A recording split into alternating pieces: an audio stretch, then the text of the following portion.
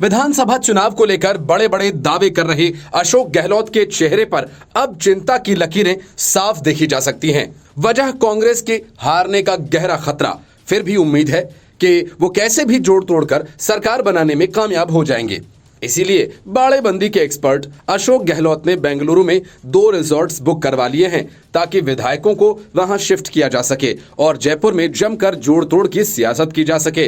Bharatiya Janata party के राज्यसभा सदस्य किरोड़ीलाल मीणा ने दावा किया कि कांग्रेस के 95% मंत्री चुनाव हारने जा रहे हैं। उन्होंने कहा, इसलिए विधानसभा चुनाव जीतने वाले कांग्रेस उम्मीदवारों के लिए बेंगलुरु के 2 रिजॉर्ट्स बुक किए गए हैं। कांग्रेस के सभी विजयी उम्मीदवारों को वहां लेकर जाया जाएगा। उन्होंने आरोप लगाया कि कांग्रेस को विधायकों की खरीद फरोख्त करने की आदत है और इसी के चलते ये प्रयास किया जा रहा है।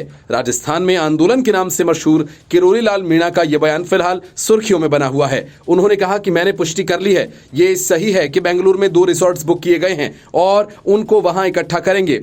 उनकी आदत हॉर्स ट्रेडिंग की खरीद फरोख्त की है और वो जरूर करेंगे। भाजपा सांसद ने कहा कि विधानसभा चुनाव को लेकर आए एग्जिट पोल में एक रूपता नहीं है, क्योंकि कोई भाजपा को बहुमत दे रहा है तो कोई इसे कम दिखा रहा है। बीजेपी सांसद किरोड़ीलाल मीणा ने कहा कि अशोक गहलोत ने पहले भी जनता के पैसों को पानी की तरह बहाया। विधायकों को पहले भी अलग अलग होटल्स के कमरों में बाड़ेबंदी करके रखा गया था और लाखों करोड़ों रुपए उनके ऊपर खर्च किए गए थे।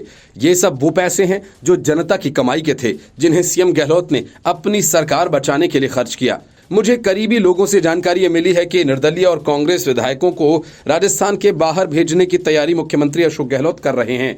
चुनाव परिणाम आने के साथ ही ये विधायकों को बेंगलुरु भेजने की कोशिश करेंगे और इसी के चलते बेंगलुरु रिसोर्ट बुक किए गए हैं। राज्यसभा सदस्य किरोड़ीलाल मीणा ने कहा कि मैं खुद पूर्वी राजस्थान से चुनाव लड़ा हूं, जहां जयपुर घाट की घूणी से लेकर भरतपुर धौलपुर तक 28 सीट हैं। उनमें से 22 में मैं घूमा हूं और मैं बड़े विश्वास के साथ कह सकता हूं कि अब की बार समीकरण भाजपा के पक्ष में है। समीकरणों की दृष्टि से जो मैंने अंडर करंट देखा वो भाजपा के पक्ष में है। जहां 2018 में मात्र 1 सीट आई थी, वहीं इस बार वहां 20 सीट आ रही हैं। मैं बड़े विश्वास के साथ कह सकता हूं कि भाजपा को राजस्थान में 120 से ज्यादा सीटें मिलेंगी। और इसके आगे उन्होंने कहा कि राजस्थान की अब तस्वीर बदलने जा रही है। अंडर करंट को भाजपा के पक्ष में कहा जा सकता है, क्योंकि युवा पेपर लीक से नाखुश थे। प्रत्येक कांग्रेस विधायक के निर्वाचन क्षेत्र में भ्रष्टाचार चरम पर था और विधायकों के खिलाफ बड़े पैमाने पर सत्ता विरोधी लहर थी। Report news of India.